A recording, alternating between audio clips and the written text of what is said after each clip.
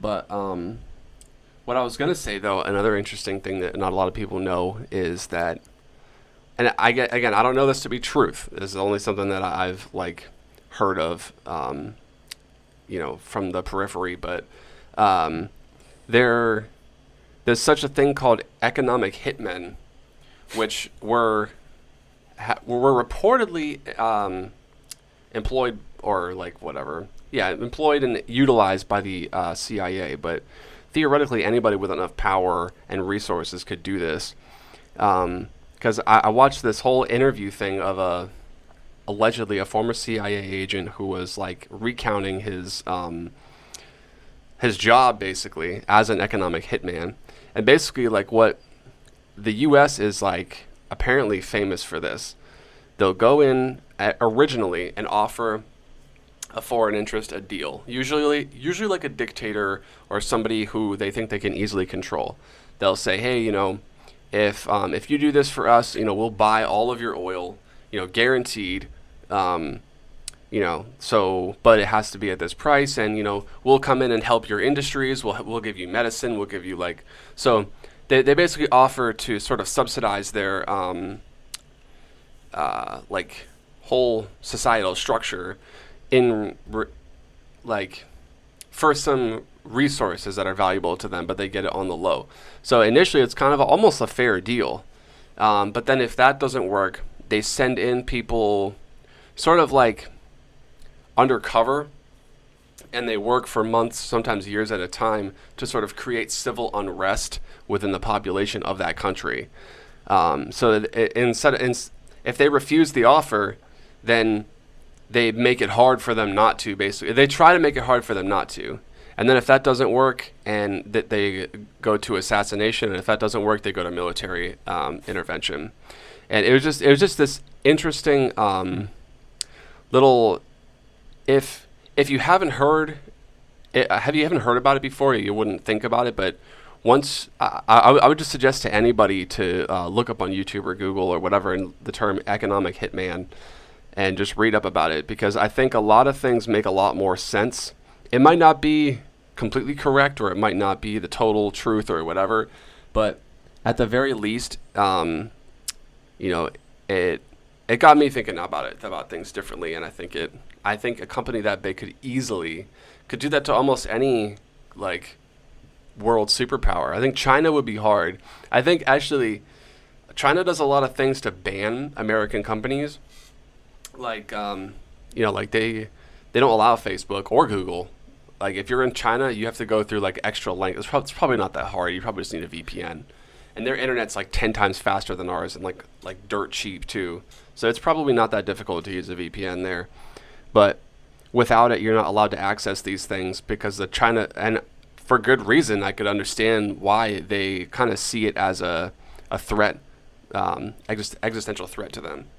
So it's the same way that we kind of have narrowed down news. Oh yeah. The news stories that are told are only... That's an understatement. But I want to say, as far as the economic hitman thing, the government actually used to have a deal with Pepsi. And in I believe the 1950s, 1960s, whenever they would open up Pepsi plants or factories in other countries like China or Africa or Europe or whatever, a lot of the time there would be one employee of that facility who would come to work every day. They would do their job as far as everyone is concerned. Somebody at the top or the bottom, entry level? Fuck if I know, dude. Okay. I just wasn't sure how much...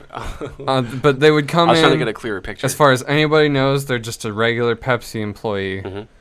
But secretly, they were a CIA agent. I wouldn't be surprised. For what purpose, though? Just to have them on in that nation so that they can whatever. There's probably different reasons or multiple reasons. It's just a way to get them in, without kind of exposing them to be hey, we're sending our intelligence officer over there. Yeah, exactly. Well, it was a secret. That Sleep was the whole well thing. tonight. It was a huge secret until eventually they just stopped. And then people started to talk about it. Yeah. I think that, I mean, that I feel like that's a pretty, it's a good thing and a bad thing. But I feel like it makes things harder for your native country if your government is withholding things from you, especially like valuable things. Well, that's every country, though. I know, yeah, but at the same time, it's kind of like you need to, like, because we can't have if you. Because we're all on separate sides. Right, And we all have our own right. teams to look out for. Well, for the same reason that Google and Facebook and all these companies are powerful, information is power, or knowledge is power, is the old adage. But in this day and age, I would call it information. And the companies that have the most information have the most power. That's just a fact. And it becomes difficult when your own government, which exists for you, basically, like as a citizen, at least in a democratic country, ideally I would suppose the government is for the people by the people, or it's supposed to be, and something that exists for that purpose and doesn't share with you all the important things, it makes it really hard for you to make the right choices. I feel like that's how we end up with like shitty elected officials and stuff like that. Oh, that's one of the ways. But A major way, yeah. If we were all educated on everything the government was doing, I think people wouldn't even stand for it. They would, and I think that's another part of the reason why they don't disclose it. Well, I mean, I think it's general knowledge that the government is way ahead of us in multiple things, technology being one of them. I've heard about 10 years, like the cutting edge of government. That's technology. the way it used to be. Yeah. Apparently nowadays, like military officers and personnel, if you ask them, if you get them drunk and if you loosen them up enough, right. They say now that they're actually about 100 years ahead of us as far as technology. Yeah. Where'd you hear that? I don't fucking remember, dude. I don't remember where I hear fucking anything. It was something I was listening to. They were talking about this topic, and it was a dude who knew like higher up military people, and they were just drinking, talking about stuff, and he said like, is it true how like the military's just like 10 years ahead of us in technology? Like what kind of stuff do they have? And they were like, no, man, it's so much farther ahead of that than you'd think. I can't even imagine what 100 years from now would look like. I mean, just think, since 100 years ago from us, if you were to try to describe people from 1918 to what an intercontinental ballistic missile or an iPhone or a satellite or the Hubble telescope or any of these things were, like, I don't even... They were killed by Spanish flu. Like they didn't even have like antibiotics, you know. I mean, take it even on another 100 years back. Like the difference between 1818 and 1918. Yeah. You know, massive difference. Yeah, like it's wild. You can wash your clothes without your hands. Yeah. Well, especially the early 1900s was another big one. That was like the Industrial Revolution. I feel like right now we're going through another technological revolution. I think that when we look back on right now, we're going to look at that as like the internet or the whatever revolution of our century.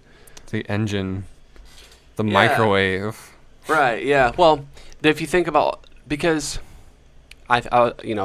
all these things happen by themselves. So it's not like all these people sort of just got together and conspired and planned to release all these things. It's just kind of, there was a new discovery, and then there was this whole economic boom that came from it, and I think we're in the middle of something like that again. Well, I mean, the reason we have like cell phones and microwaves is because of NASA. They were using that kind of thing on the space shuttle and shit. And then once it became like not as much of a secret like necessary thing to keep to themselves, when it becomes cheap enough, that's the reality. Is from what I've heard, it basically begins with governments, because as much as I like the private sector and like businesses over government, the government's particularly good at doing expensive things that haven't been done before if they apply it in the right way. Better, but they're usually better at that than the private sector. But usually what happens is something new is like extremely expensive to do just for the simple fact that it's new. So the government will do it first. Then it'll kind of trickle down to like super wealthy people, and then as time goes by, it'll come to us. But yeah, and the ways of making them get refined and yeah, become easier and cheaper and smaller, and like the whole process just improves.